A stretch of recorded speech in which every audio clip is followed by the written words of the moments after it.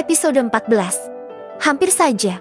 Arka tidak bisa tidak tergoda ketika melihat Clara yang secantik ini. Wanita itu mungkin baru membasuh wajahnya sehingga wajah itu terlihat basah, memancarkan aura yang seksi dan nakal, membuat Arka terpana dan hasratnya langsung naik seketika. Clara merinding ketika Arka mencium lehernya, menghirup aroma wangi dari parfum mahal Clara yang beraroma Lily Blossom.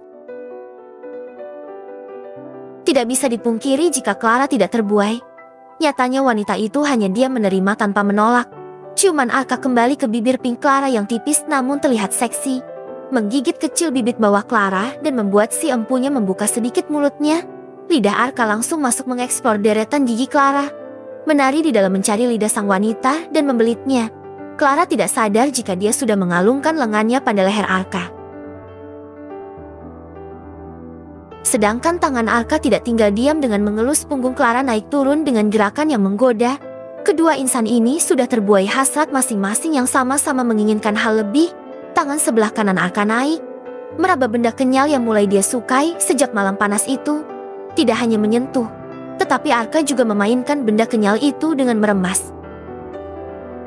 Tidak tahan dengan sensasi lembut yang disuguhkan.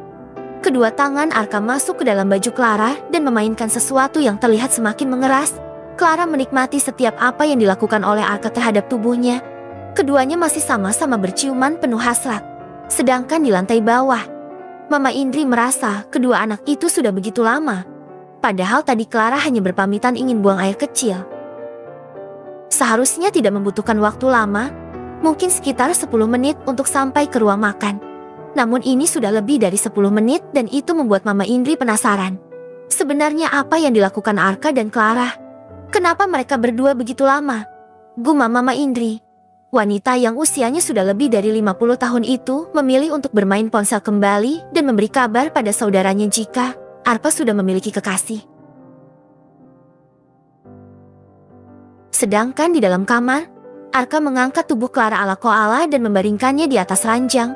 Pria itu mencium bibir tipis itu lagi, memagutnya dengan lembut dan menuntut. Clara juga masih saja membalas ciuman Arka yang begitu membara. Seolah menikmati semua apa yang dilakukan oleh pria tersebut, Clara bahkan melenguh ketika tangan Arja bergerilya nakal di atas tubuhnya. Entah apa yang dipikirkan oleh Arka. Hasrat pria itu benar-benar sudah di puncak atas.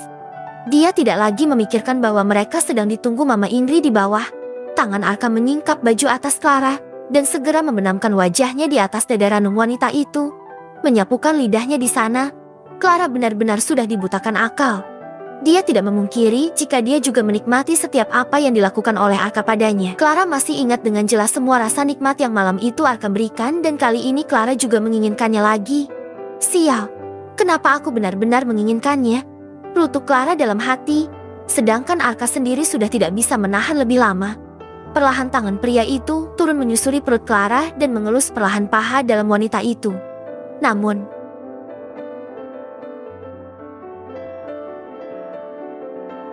tok, tok, tok, Arka, Clara, apa yang kalian lakukan?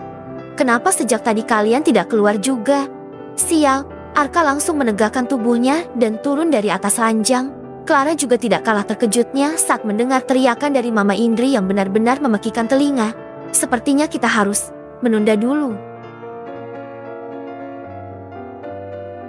ujar Arka mengelus rambut Clara yang saat ini sudah duduk di sampingnya membenahi bajunya yang sudah kusut. Arka, lagi, Mama Indri berteriak dengan nyaring. Pak, Clara memegang lengan Arka takut. Dia sama sekali tidak ingat jika mereka sedang berada di rumah orang tua dosennya itu. Stesti, ayo kita keluar. Arka menggandeng tangan Clara menuju pintu dan membukanya.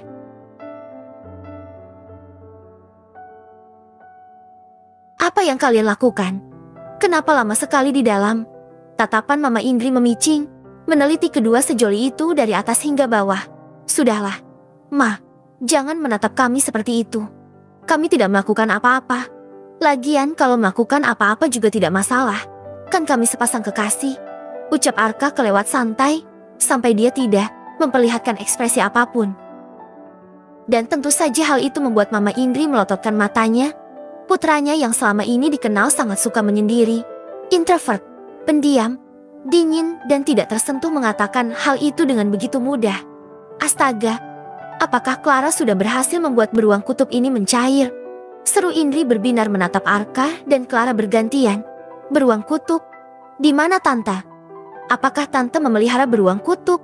Tanya Clara membuat sudut bibir Arka berkedut. Sungguh gadis yang sudah dia tiduri itu benar-benar lucu. Membuatnya ingin segera memakan Clara dengan lahap. Tidak, tidak, beruang kutub itu adalah Arka. Tante menjulukinya beruang kutub karena putra tante ini sangat dingin. Bahkan saking dinginnya, siapapun yang dia tatap pasti akan membeku. Jawab Mama Indri melirik Arka. Tapi Tante, Mas, Arka itu bukan beruang kutub. Tapi dia itu dosen killer yang paling tidak bisa membuat mahasiswanya berkutik. Itu agar kalian bisa lebih serius dan giat dalam belajar. Aku hanya membantu kalian agar bisa lulus dengan mudah dan setelah lulus, aku pastikan kalian akan bisa bekerja dengan mudah di seluruh perusahaan yang ada di Jakarta ini. Jelas Arka. Tante sepertinya sudah saatnya saya pulang. Mas ayo antar aku pulang. Ujar Clara yang sebenarnya masih merasa gugup karena hampir ketahuan oleh Indri jika mereka berbuat apa-apa. Oh, iya deh, hati-hati ya. Pokoknya sering-sering main ke sini. Ya sudah, aku antar Clara pulang dulu. Ma, iya, hati-hati. Clara menyalami tangan Indri dan kemudian berjalan pergi ke bawah diikuti oleh Arka dari belakang. Pak, bisa nggak sih kalau nggak nyosor sembarangan? Kesal Clara ketika mereka sudah di dalam mobil, padahal kamu juga menikmatinya. Bukan? Arka mengerlingkan matanya membuat Clara bersemu merah. Bersambung.